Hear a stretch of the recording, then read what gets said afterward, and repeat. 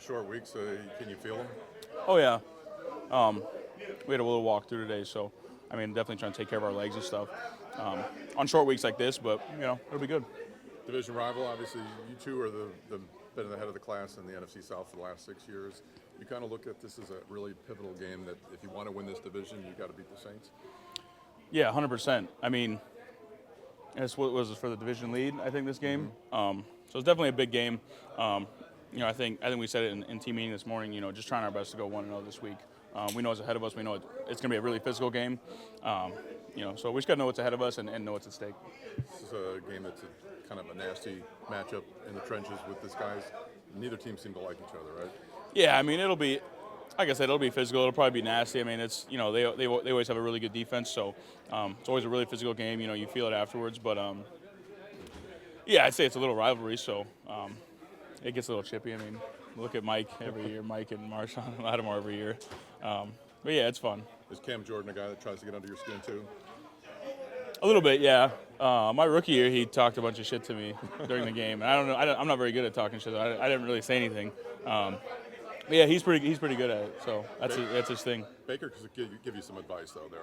Yeah, Bake's good at it. So he'll probably he riles guys up, and then we got to go block him. I'm like, come on. Don't be doing that. Yeah. I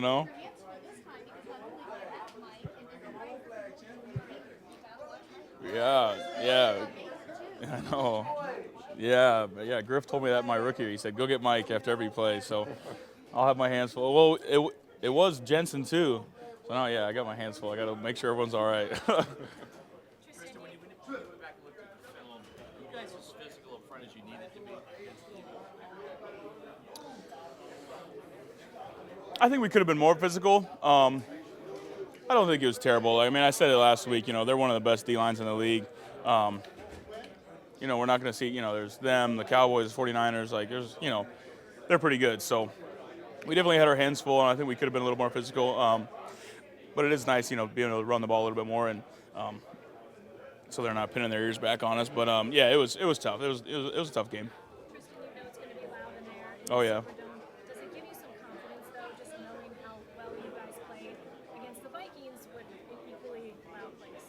Yeah, no, I think we've been good with that. With our cadences and our snap counts, our silent count and all that stuff. Haven't done it, on the road already, in a loud Viking stadium.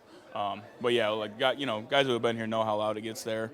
So we're looking forward to it. I mean, I think that it can be a big strength for you. So it'll be fun, definitely. It's a fun environment. The Saints defense hasn't given up more than 17 points so far in a game this season. Does that put any extra pressure on you guys to get that fast start and really just get 7 instead of 3? I don't know about any extra pressure. We know what we need to do. I think red zone is an area we've been emphasizing. We've gotten to the red zone. We've gotten down there. But like you said, just getting 7 instead of 3 is huge. For the entirety of the game. Not just necessarily getting off to a fast start, but just for the whole mentality of it. How it makes you feel, and the plays we can get called. I think getting off to a fast start will be huge. Are there lessons that you can take from a blocking standpoint from the Philly game that you can apply to this? I know every team schemes a little different. A little bit. Their interior guys are kind of readers, kind of read and react a little bit.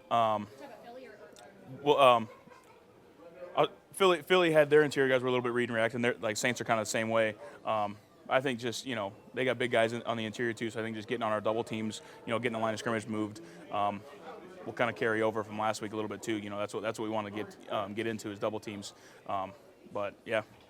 You think playing a team like that, like Philly, is as dominant as they are on defense, that in the long run, that you're playing better competition makes you better in the long run? Yeah, I mean, absolutely. I think seeing that early on, a defense like that, is good. Knowing what we need to improve on and areas we need to be better at. And a D line, like I said, like a D line like that, there's few in the league that are across the board, that talented. So, we know we have to be better up front. And execute a little bit better, get our backs to the second and third level. But yeah, I think it'll definitely pay off. You like playing in the Superdome? I do, yeah. I don't like the turf, but they got long squishy turf, so make my back sore. But no, I do like the environment. It's really loud, but really fun in there. How are the fans? Can I pass? No, it's all right. They don't. I can't really hear him talking any shit, but yeah, I'll respectfully pass. You talk the trash, whether it's the fans or the players. You smile. What? You have to. You got to kill him with kindness. That's what you got to do. That's like the Vikings game. This guy was behind me talking shit, and I just kept smiling at him. It frustrates people like that even more. Yeah, you know, don't worry. You can't give them a reaction. That's what they want. You know. What's the funniest thing you've heard from the stands? Funny thing I've heard from the stands. Ooh. Somebody said something to Tom last year or 2 years ago. I'm like, what are you? I'm like, it's Tom Brady. Like, what are you doing? You got nothing to say to him, you know?